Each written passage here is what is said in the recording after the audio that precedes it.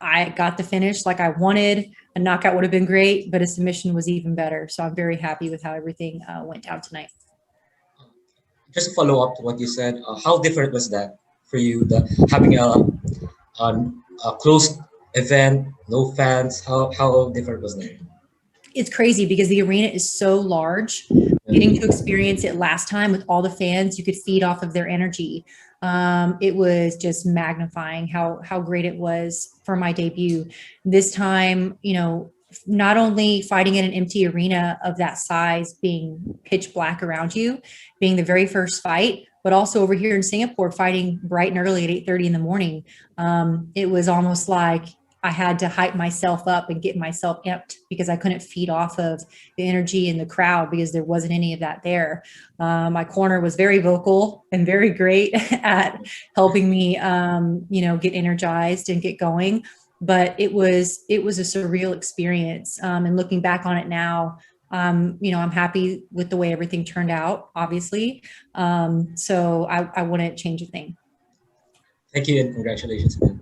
Thank you. Our next question will go to Jackson Garst of Phantom Sports Network. Jackson, you're up. Hey, Colby, how you doing? Congratulations on the win. Thank you. I'm doing great. Good. When we last talked, I said I hope you get that Colbey, that Northcutt first round finish, and you delivered, no doubt. That was impressive. Can you just take me through a little bit what you saw when you were going into that submission? Yeah, it was going back and watching the fight afterwards. I knew that she was going to be aggressive to come forward. That wasn't any kind of secret. I wish I, you know, got to do a little bit more of my stand-up than what I did. She was great at coming straight forward, did that leg kick right off the bat, pushed me back to the cage, but I wasn't really too worried. I had been in that position a million times before. So I was very calm and very patient and waiting for her to create some openings and spaces and kind of make little mistakes for me to capitalize.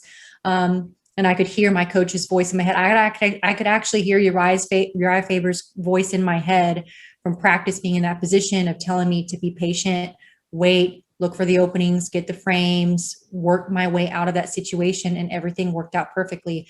You know, I wish I could have used a little bit more of my striking and got some more highlights, but I'm very happy that it was a submission this time. Maybe people will start looking at me as not just a striker and more of a well-rounded martial artist. And maybe that may make some girls hesitant to want to take me down too, because I can finish them there also. Well, submission highlights, definitely a highlight indeed. Now that this is past you, what would you like to see? Who would you like to see? And where do you go from this? I mean, Courtney was a last minute change up. The first person I could think of on the top of my head was Savannah. I know that she's had 3 or 4 fights with one championship already. And she's definitely a contender in the flyweight division. We were scheduled to fight this time and she got injured. So I would love to fight her down the road. If it's later this year, sometime, I would really look forward to meeting her in the circle. And I believe that she would too. All right. Well, thank you for your time. And of course, good luck on your next matches and a good fight. Thank you. Our next question goes to Jay Anderson of Cage Side Press. Please go ahead. Thanks very much. And Colby, congratulations on the win tonight. I want to build off that last question just a little. First of all, we've seen a number of Grand Prix in ONE championship. They've kind of become known for it. If they did one for a flyweight division, is that something you'd be interested in? Absolutely. That would be a huge opportunity. And I know that ONE is building their flyweight division. So if they did open up a Grand Prix and build that, that would just bring a lot more women from other organizations into the league and into that division. So it's an amazing opportunity, and I would be crazy to say no to something like that. And in the meantime, you mentioned potentially rebooking that fight with M later in the year. Do you have a time frame for when you'd want to fight again? Late summer, early fall? Yeah, I was actually just talking about this with Sage after my fight. I gave him a FaceTime call and was talking with him for a few minutes. And I know that Shinya just called him out, and he was really looking forward to fighting Shinya this time. And he unfortunately got sick. So I would love to fight, if it is towards the end of the summer, whenever he's ready, to be on a card with him, because we were supposed to be fighting together this time. So whenever that timing is right, that's what I would like ultimately. And last one for me, you did work with Team Alpha Male on the wrestling ahead of this. Is that the plan moving forward? Will you be spending some time there again? Absolutely. Going back and forth between Training Lab and Alpha Male was the best decision I could have made this camp. The circumstances leading up to that decision weren't ideal because of COVID and lack of training partners. Training Lab is filled with killers. I mean, we have Coach Mark Munoz, who his name speaks for himself. We have the Bellator Bantamweight champ, Juan Archuleta, TJ Dillashaw, all these great athletes, but they're all getting ready for their own fights. So I was looking for training partners to help me with my camp and not necessarily take away from theirs. So Sage gave me a call and said, would you like to come up to Alpha Male? So I did go every other week for the duration of my camp up there from Sacramento to Orange County. And the amount I learned in that time was tremendous. So yes, moving forward for every future fight, I do plan on doing that again. Not because of COVID this time and lack of training partners or because other training partners have fights, but because I genuinely enjoy the atmosphere, the environment, the knowledge. Uriah Faber was incredible to me and my husband while we were up there. And I do believe that that's the reason why I got this finish so quickly tonight. All right, well, good stuff. Congrats again on the win tonight. Thank you. This next question goes to Hamad Mir of MMA Diagnosis.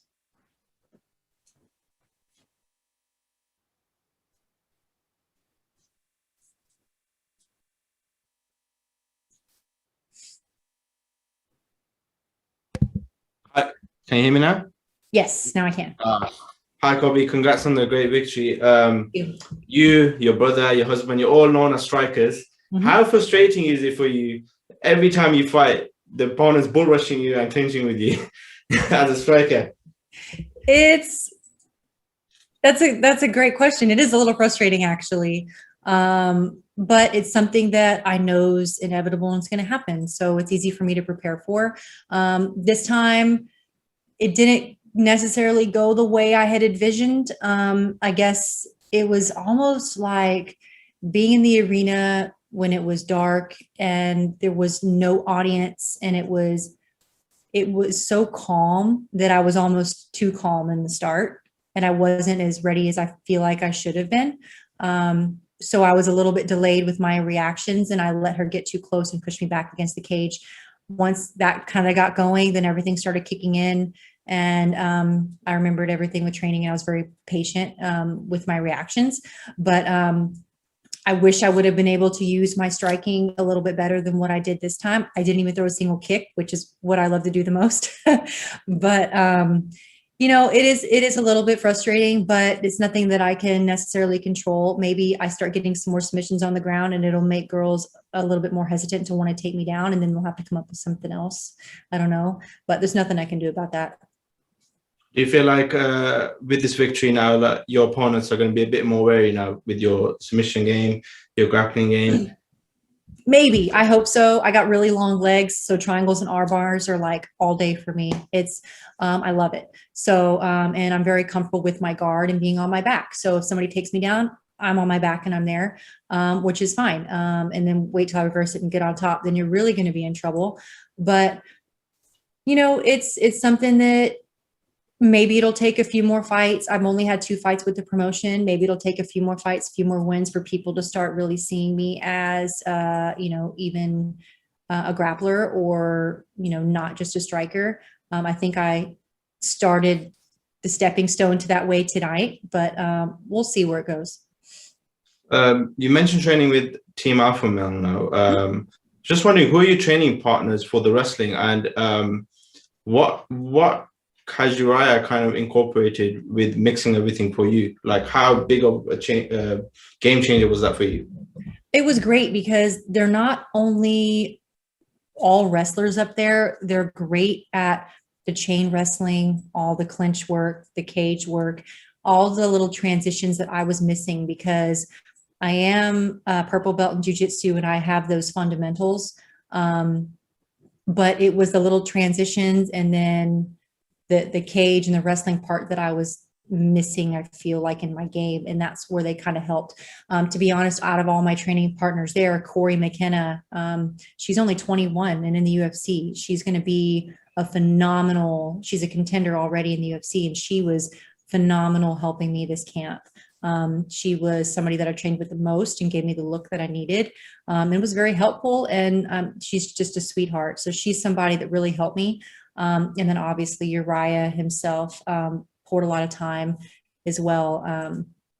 Everybody up there has great energy and is so, they kind of check their egos at the door and is very open to helping others. So everybody was a great help. Are we going to see a takedown in your next fight? I wanted to do that this time. The opportunity did not present itself, but yes, you will see that my next fight. One last question. Next fight, what are we hoping for? A knockout or a submission? I would love a knockout. Everybody loves highlight reel knockouts. They get the most views. They're the most exciting. Submissions are great because they're super technical and you have to understand martial arts to be able to appreciate it, I feel like. But knockouts are what goes around the world. So I would love that. Thank you for your time, and hope to see you and your brother making waves in ONE Championship soon. Thank you. I appreciate it. We got time for one more. Our next one will go to Darnell Giovanni of MMA Island. Darnell, please proceed. Hi, Colbey. Congratulations on the win. Thank you very much. Do you see yourself as being the face of the flyweight division for ONE FC?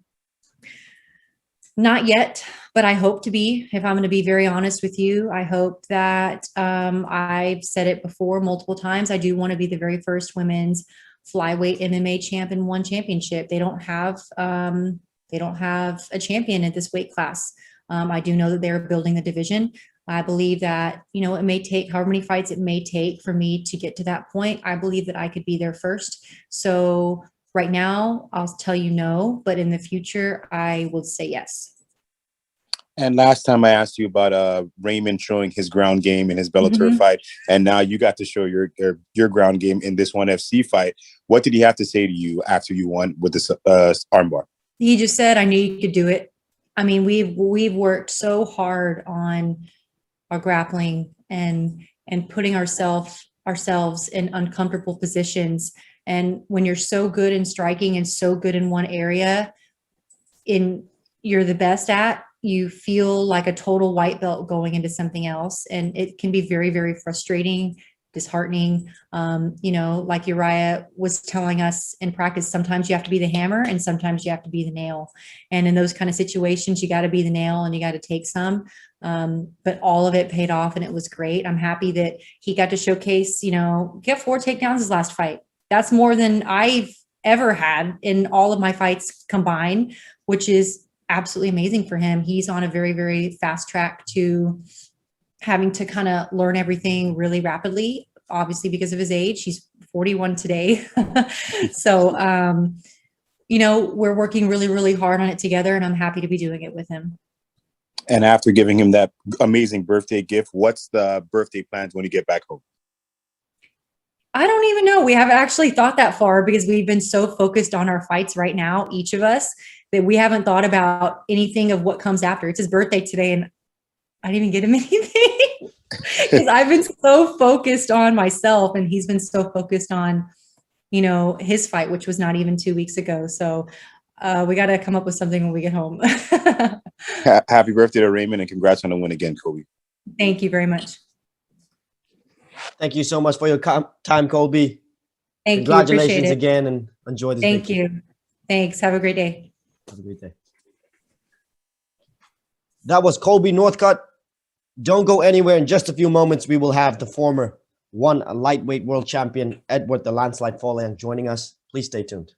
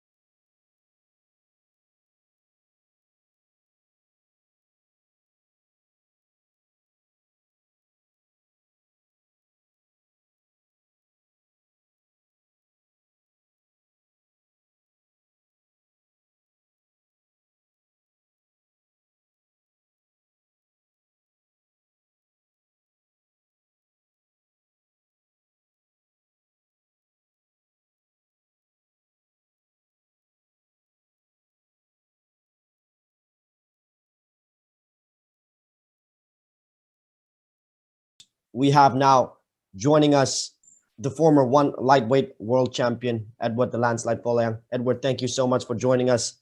This was a major change-up of opponent for you. How do you feel now after this result? The Shinya deserves the win. He really put the fight into his words, so he was able to dominate me. Have you had an opportunity to talk to Coach Mark, and what is your decision now moving forward?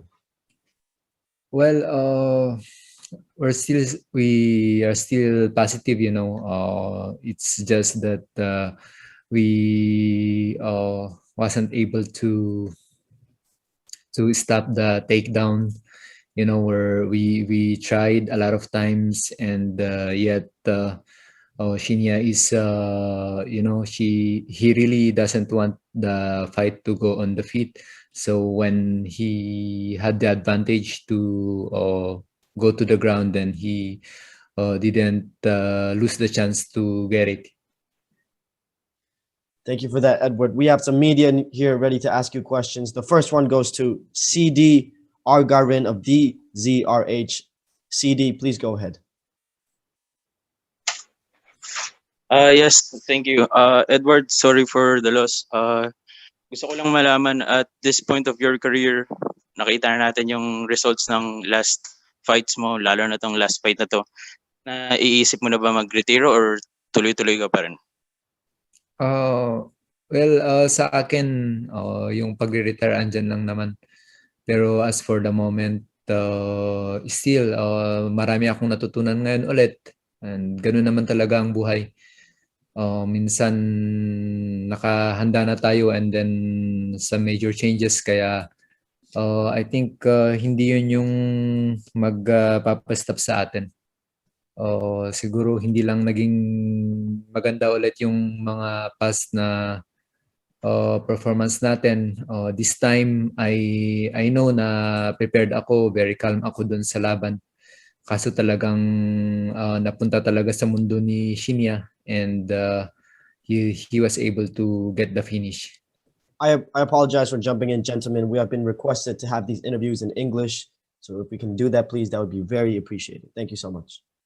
I'm sorry. Last question for me. Edward, do you think this rivalry with Shinya Aoki is done, or do you think another fight will happen again sometime in the future? I think hanggang andito pa kami ni Shinya, talagang magmi-meet kami along the way. Siguro baka game 5 to eh, o 2-1, kaya kalma lang guys. Baka makakabawi pa, we can be able to get back again on the 2 remaining. Thank you, Edward. Thank you po. Our next question will go to Ivan Stewart of Dugout Philippines. Ivan, please go ahead. Thank you.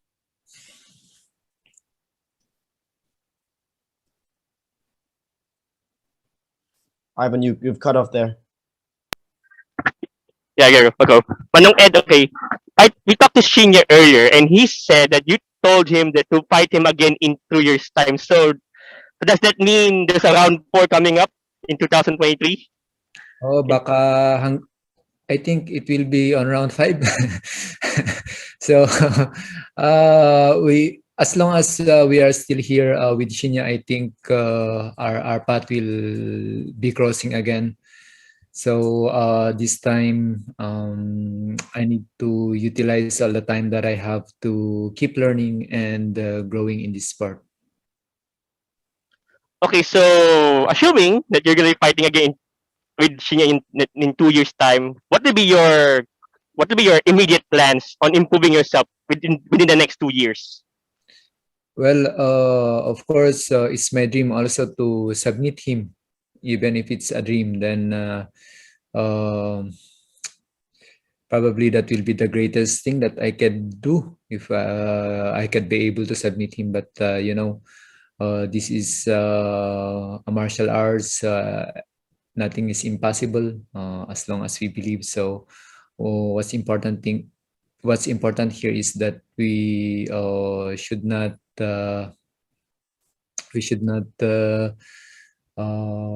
surrender, but to move forward. All right. Thank you very much, Manong Ed. Thank you, Gianni. Thank you. Thank you. Thank you. Edward, this next question is from Denison Dalupang of PH Daily. This question is this. Shinya said he sees himself in you when he was struggling after losing the belt to you in 2016, implying you're also going to get your way back to winning shape. What can you say about that? Yeah, I believe, there will be moments in our life where we'll be in a tough situation. But that will not be a reason for us to give up, Shinya, he knows it because he had been there, after losing with me. He lost again through the submission game with, who's that?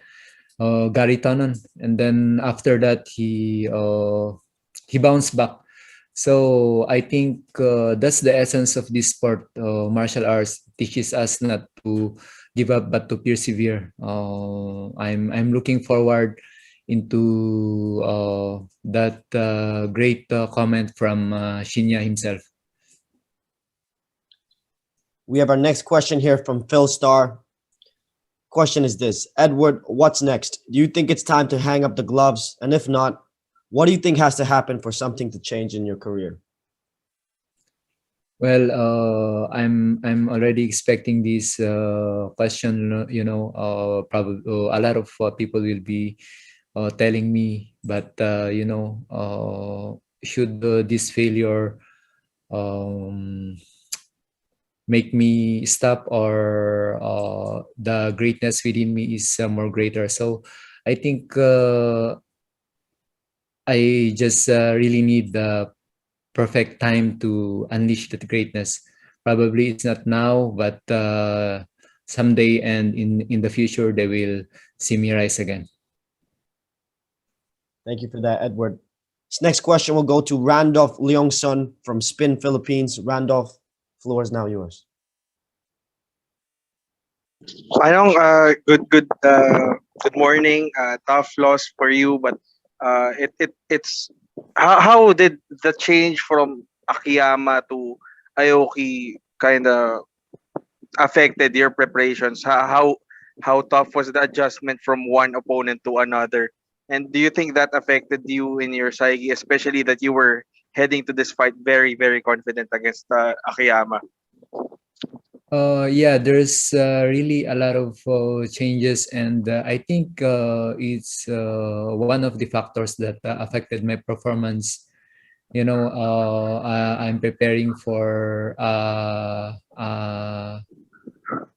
a striker, more striker in his fights, and then suddenly I shifted to one of the best submission specialists of this sport.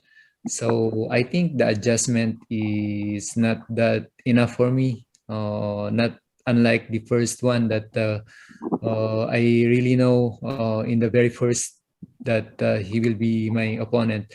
So I think in some ways it affected, but it will not be a reason to discredit Shinya. Shinya really do his job to put the fight in his world. One last follow-up, Manong. Obviously, this fight, this went to Shinya, but moving forward, you said previously that you want to have probably a fourth and fifth fight, but do you still want that fight against Akiyama in the future once he's cleared? Yeah, we never back down. Whoever is the opponent that is set before us, then we have that spirit to face them off. So probably it's not the time for us to meet, but someday, if that happens, then I will be willing. Thank you. Salamat. Our next question will go to Kevin Estrada of Burn Sports. Kevin, please go ahead.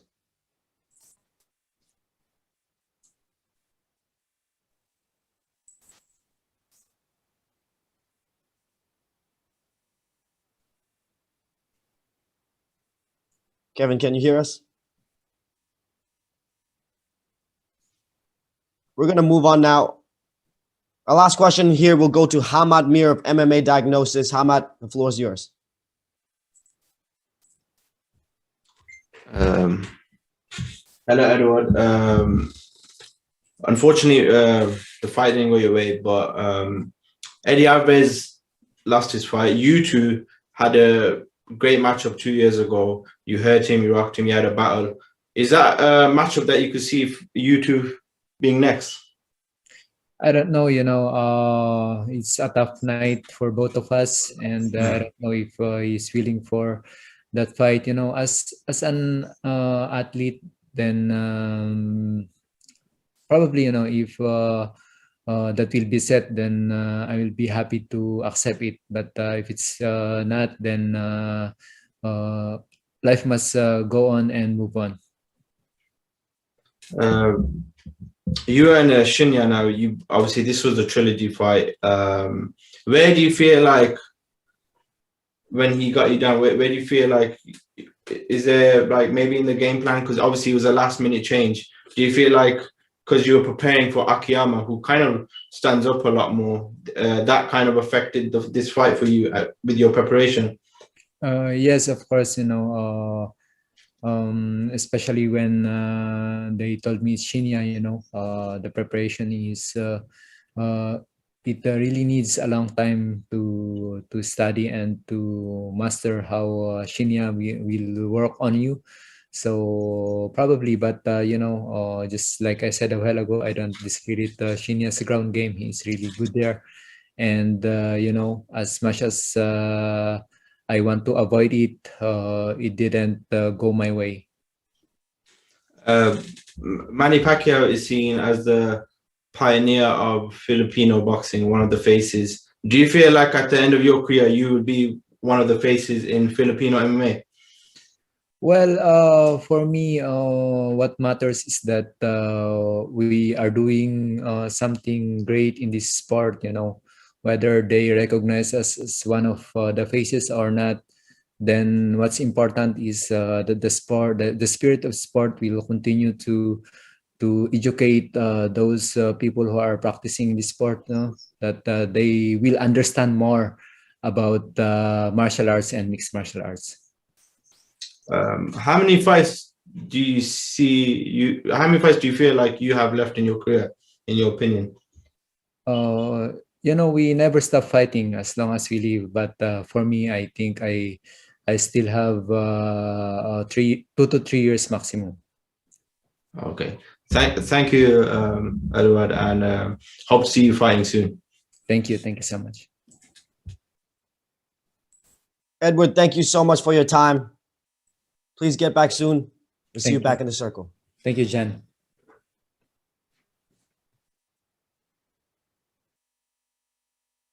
That was Eduard the Landslide Folayang. Please stay with us. In just a few moments, we will have the chairman and CEO of ONE Championship, Chatri Sityodtong, joining us.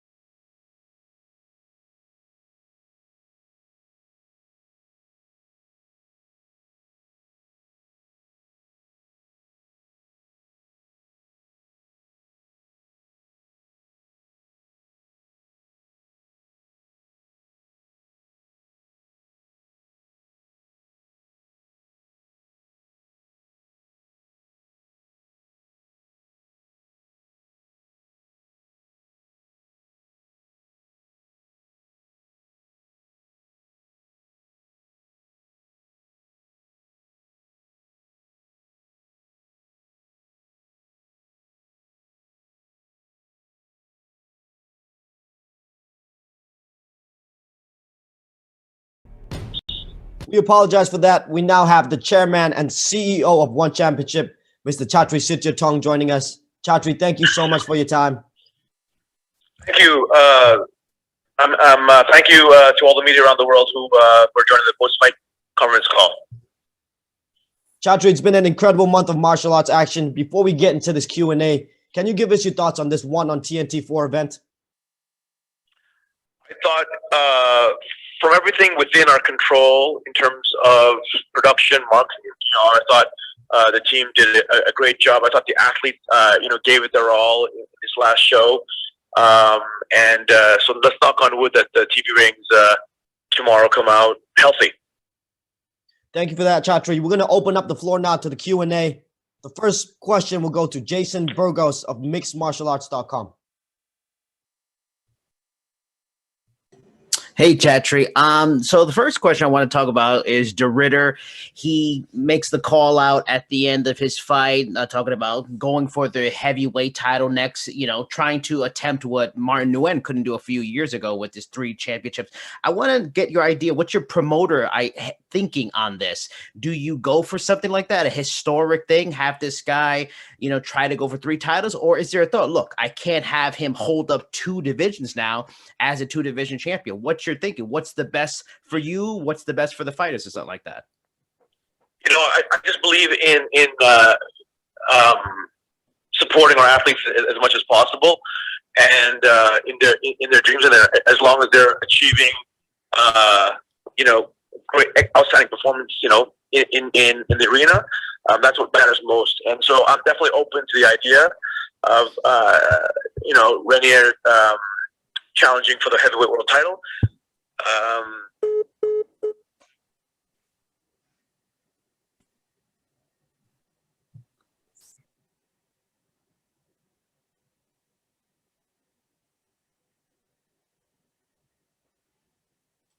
We apologize for that. The phone seems to be disconnected. We will try to get Chatri back in with us. Please stay with us. Oh, Chatri's back. Hello? Yeah, I'm here. Hello? Yeah, can you hear? Yes, I can hear. Okay.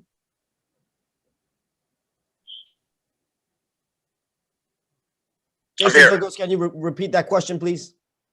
No, I got the question. I'm definitely open. I'm definitely open to Reinier going for a 3rd division. But we still have to see the results of Brandon Vera versus Arjun Bular in Wandongal in a couple weeks, right? So. Now, moving on from that to lightweight, Shinya Aoki had a fantastic performance. It would seem like he would be the clear-cut guy to be next for Christian Lee, but he ends up calling out other names, Akiyama, Sage Northcutt. What's your thinking on that? Christian has beaten everybody in the top 5 for the most part. That seems like an easy fight in a rematch. Or does Rae Yoon, who had a great performance, does he kind of jump the line from 5, and is he in contention now for the title?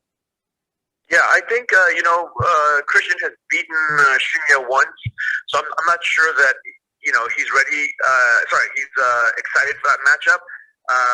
But, yeah, I think Shinya has earned a title shot, definitely. And Oak obviously put on an outstanding performance, shocking everybody, especially in that first round against Eddie. So, yeah, I mean, either one. But, again, the event just ended, so I haven't had time to talk to the team and make any decisions yet. All right, one last question. What are your thoughts? I know it's, again, kind of same idea, future thoughts, but just instant rapid thoughts on Eddie Alvarez. Where would you like to go with him next? He's now 1-2-1 in the promotion. Does rematches with Eduard Folayang or Nashiukin make a lot of sense? Would you like to see something new going to names like Northcutt or Akiyama? I think I still want to see the trilogy match. Shinya versus Eddie. I think that still is a good fight. Although Eddie has to win 1 or 2 in order to fight Shinya, just get on the right side. Eddie has struggled against Eduard Folayang before finishing him, and so it's a tough one. I love Eddie, but tonight's performance was definitely not one for the ages. I was a little bit disappointed. All right, fair enough. Thank you so much, Chatri. Our next question will go to Jesse Holland of MMA Mania. Hey, Jesse. Hello? Jesse, can you hear us?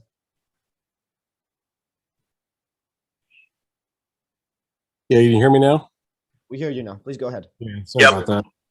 Hey, Chatri. Bit of a bizarre ending to the Reug fight. I understand he was taken to a medical facility. Firstly, do you have an update on his condition? And secondly, do you have any insight into his delayed reaction after the bell, kind of what happened there? Yeah, it was a very disappointing fight. It was a very disappointing fight overall, and a very disappointing ending. I'm not sure what exactly happened or what was going on in Reug's mind. But he said he was truly hurt, but the blow was at the bell, so it wasn't an illegal blow. I think there's a little bit of confusion because he'd said it was illegal, after the bell, and so we had to check the tape. It didn't look particularly like a hard punch, but again, these things, if they're at weird angles, can still inflict damage. So I just don't know. I haven't got an update on Reug's situation right now. Okay, it's honestly, it's been a crazy couple of weeks for ONE. A lot of big names have gone down, and not just DJ and Eddie. We had Reug take the L tonight. You think the TNT shows have kind of put the rest of the MMA world on blast? Like, hey, you can't just come over here and expect to coast. Yeah, no, I think it's the first time that the U.S. fan base is realizing this or understood. ONE Chatri has the greatest roster in the world. I've said it. Whenever fans and media ask me, and they ask me often, about would I ever do a co-promotion with UFC? But I mean, I would love it. Champion versus champion, the best of the East versus the best of the West. But if you look at the track record of the UFC athletes who've come into ONE Championship in the last couple of years, they've lost, I think, 80% or something, and most got knocked out. And so, I'm very confident in our roster. I'm very confident in our world champions. That being said, we're always constantly looking to upgrade and find the very best in the world across all divisions. And so we've been beefing up our heavyweight division in the last 6 months, and we expect bigger signings going forward. So, but yeah, I mean, it didn't surprise me, but I think for U.S. fans, because the majority of MMA media is in America, right? So American fans get a lot of UFC, but don't get a lot of what's happening in the rest of the world. But yeah, I truly believe that ONE has the best roster in the world. Last one for me, Chatri. Colbey Northcutt looked outstanding tonight. I know she's kind of been frustrated not being able to compete with everything that's going on in the world the past year or so. How anxious are you to get her back into action after what you saw tonight? Yeah, definitely want to get her back in action. But, just to be very clear, she got married, and so that also contributed to the, her not getting back into action as quickly as possible and all that stuff. So there's a lot of other factors other than COVID. But yeah, I mean, Colbey looked fantastic tonight. I'm a big fan. She's a super nice person, and clearly has the same Sage Northcutt genes. Thank you. Thank you. The next question goes to Nick Atkin of South China Morning Post. Nick, floor is yours. Hey, Chatri. Hey, Nick, how are you? Good, man. How you doing? Good. Awesome. Just wanted to, first of all, get your thoughts again back on Eddie. Do you think that maybe there's a chance he should try going to featherweight, dropping down a division? Are these guys maybe too big in ONE? No, I mean, again, like, this is a real misnomer, right? So walking weight means they weigh their walking weight, and we check their hydration testing. So let's take a look at the unified system in America.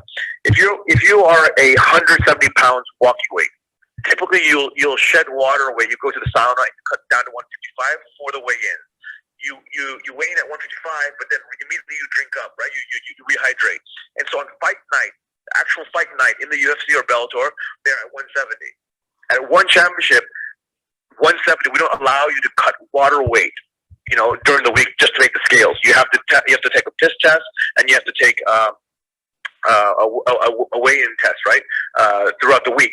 So we're able to monitor the hydration levels of their athlete and their weight. So it's I know it's a little bit confusing to many, but it's actually very simple. A 155 pounder in the UFC actually walks at 170, 180, and they just cut weight during the week, during the fight week, right, to hit the scales. But by the fight night, they're already competing at a much heavier weight based on their rehydration. Yeah, I mean, just if Eddie could possibly get down to that weight, do you think? I mean, there's some good matchups there in that division for him as well. But might that be more natural to him? Do you think? I mean, could he get there? I don't know. Again, it's all walking weight, right? So Yeah. Eddie looks pretty lean, pretty muscular. Could he lose another 10 pounds of walking weight? Again, you can't cheat the system. It's not about water. It's not about going to the sauna and shedding sweat, right?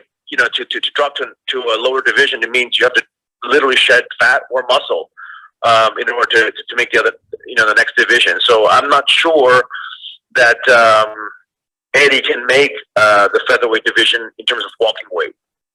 Okay, and also Aung La, he put up a good show today, but I think Reinier just had too much for him on the ground. But where does Aung La go from here? What do you think? Yeah, I'll sit down and talk with Aung La, but Reinier proved that today he's the real deal. I mean, he dominated Aung La, for 90% of the fight, and looked extremely sharp. But Aung La is a champion, so I'm sure he's going to go back to the drawing board and upgrade his skills and hopefully come back stronger and better. But there's still plenty of other fights for him at middleweight or at light heavyweight. And just finally, very quickly, Ritu Fogart, they announced she's going to fight Binh Nguyen at ONE Dangal event. Should be broadcast on May 15th, but she's also scheduled for the Atomweight Grand Prix a bit later in May. It's quite a quick turnaround for her there. Is there any risk involved, or have there been any changes to that lineup in the GP? No, I mean, Ritu accepted both. She wanted to fight one more fight before the GP, and she knows that if she loses, she's risking a lot. But let's see what happens, right? Yeah, I mean, I guess Ritu's confident she's going to win. I don't know against B. All right. Thank you very much, Chatri. Yep. Thank you, Nick. Our next question will go to Jay Anderson of Cage Side Press. Jay Anderson, please go ahead. Thanks very much. And just a quick one for me, Chatri. You spoke about Colbey Northcutt earlier. When we spoke to her, she expressed some interest in the idea of maybe a flyweight Grand Prix as you're looking to potentially build that division. Is that something you consider down the road? Absolutely. I love World Grand Prix. It's just finding, the very best female athletes, in that division from around the world and doing Grand Prix. I love that idea. All right, good to hear. That's it for me. Thank you. Next question will go to Drake Riggs of My MMA News. Hey, Chatri. This was a crazy stretch of events for the ONE on TNT series. Just kind of curious, how you would summarize what we've seen in these 4 events. I didn't catch your question. Can you repeat the question? Yeah, sorry about that. The one on TNT series has been, a crazy stretch of events, a lot of moments that stand out a lot. Just curious how you would summarize what we've seen in these 4 events. I think it's just a start. It's a good introduction of ONE Championship to American fans. They got a peek at some of our athletes, and they got they got to look at an entirely unique, differentiated brand and product, on broadcast. And obviously, they also saw some of the greatest martial artists on the planet in action. So I think overall, I would say it's a good start. I'm not satisfied with our TV ratings by any sense of the imagination. I think it's a good start. I don't think, I'm grateful that, our numbers are already stronger than Bellator and PFLs. And that makes, ONE already the number 2 player in the U.S. in terms of broadcast product. But let's see what happens with our discussions with TNT and other potential broadcast partners in the U.S. And is there a moment for you that kind of stands out above all the others?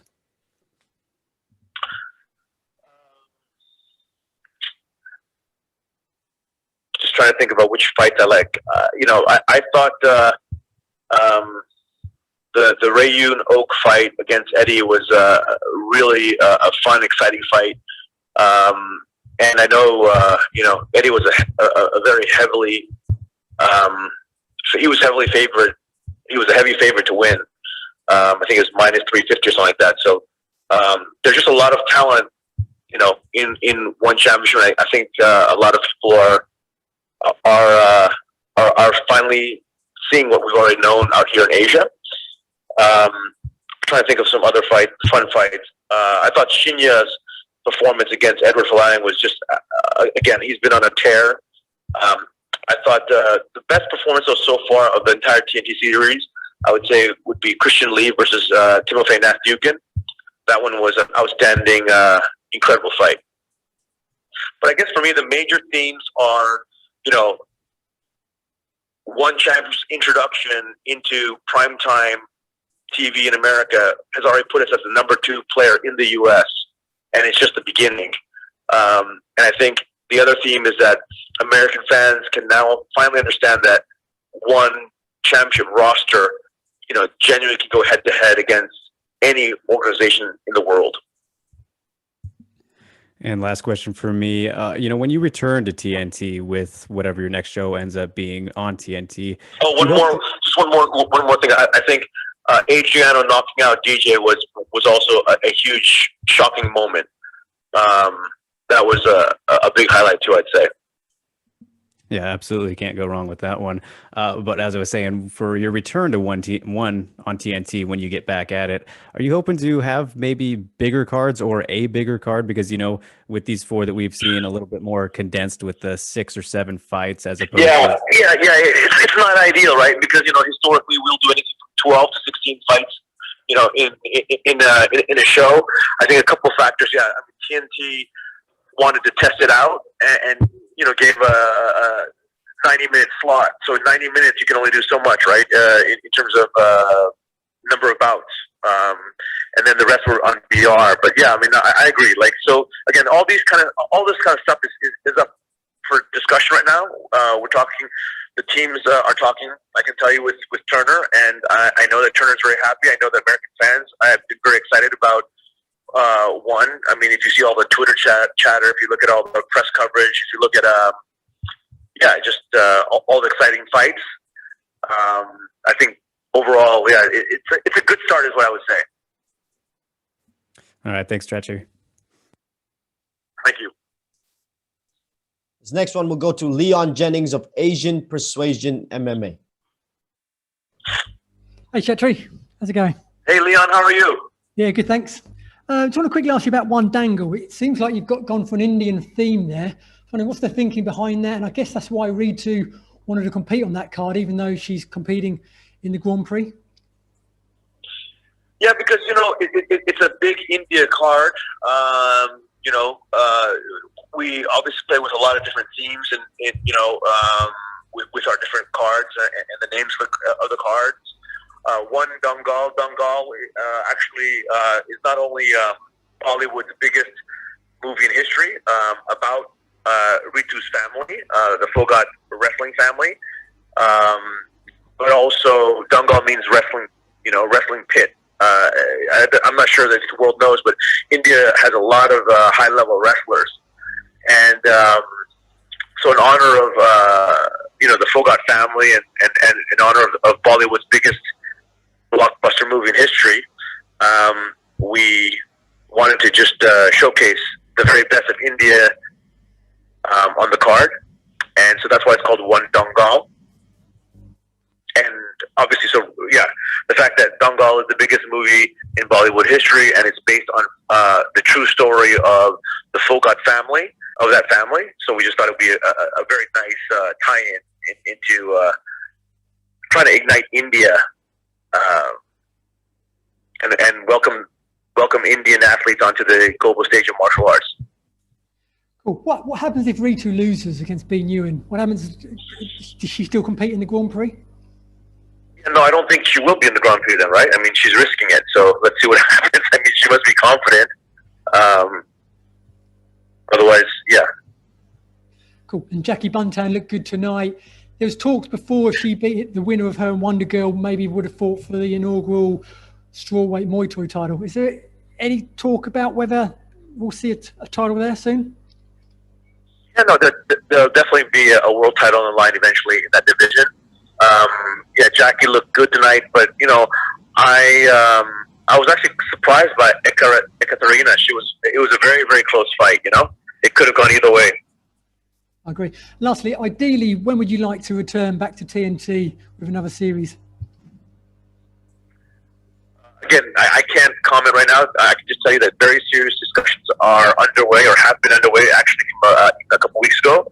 So I can tell you that TNT is very happy with the results and very happy with the viewership number, with the buzz, the social media, and all that stuff. And obviously, you know, for TNT to just come on for the very first time in live prime time, and already now, again, as I said, ONE Champion is already head and shoulders in terms of actual viewership, average viewership numbers above Bellator and PFL. I think we are 2 or 3x above PFL, and I think 2 or 3x above Bellator, if I'm not mistaken, in terms of average viewership numbers. And obviously, for broadcasters, that's what matters most. It's been a fun month. Cheers, Chatri. Chatri, this next question is from Bong Lagzada from Inquirer. His question is this. Hi, Chatri. This was a wild night in terms of result. Are you guys working on a rematch between Eddie and Eduard? The first fight did have a roller coaster of an ending. Yeah, that could be an interesting fight. That could definitely be an interesting fight. I just haven't had time to think about it, you know. I just haven't had time to think about it. Haven't had time to discuss with the team. There's a lot of options for Eddie. There's a lot of options for Eduard. But I think the Filipino fans would love to see a rematch. I don't know if the rest of the world wants to see a rematch. It's hard for me to say right now. Thank you for that. This next question will go to Chris De Santiago of MMA Island. Please go ahead.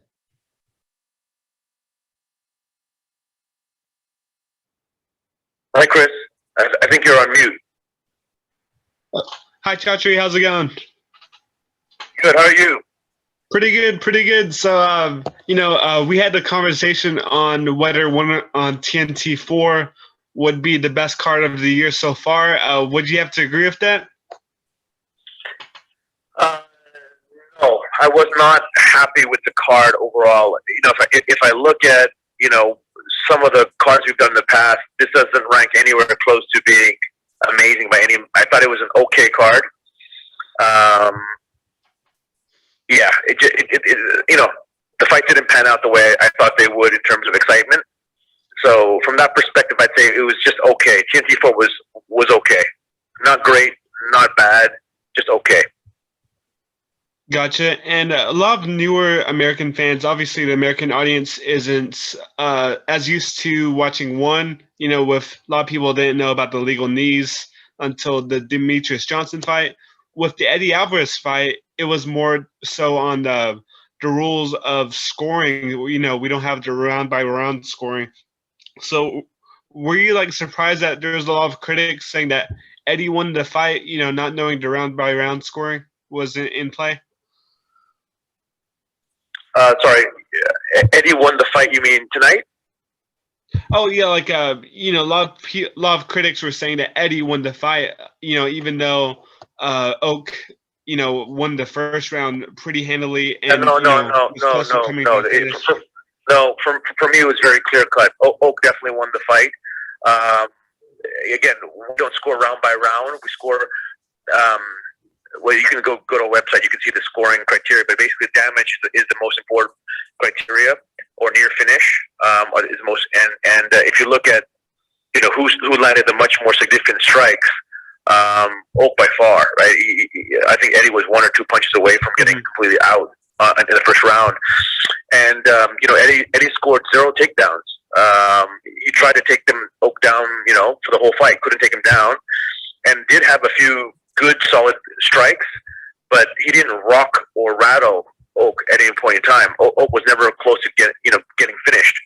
So that is the criteria. But even if we scored this fight from a unified system, that first round was a 10-8 round for Oak, and the second round was probably a 10-10 round, and the last round could be 10-10 or 10-9. Both second and third rounds could have been 10-10 or 10-9 if you scored it under the under the unified system, right? But it was a clear-cut victory for me for Oak. I'll definitely have to agree with that. Thank you so much. Yep.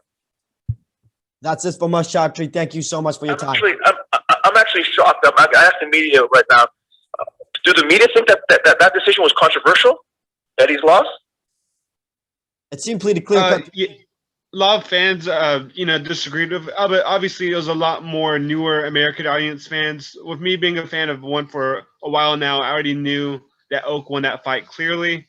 But I'm not sure if the media, but a lot of the fans, a lot of the newer American fans would disagree with that. Got it. I'm surprised, yeah. Because I'm surprised because under any rule system, any voting system, and I think any ruling system, I think Eddie lost that fight. Yeah. We have one more question here before we let you go, Chatri. Just out of curiosity, what do the other media think? Like Jason Burgos and everybody else? Just curious. Just as a temperature check on that fight, or Leon, or anybody, or Nick Atkins.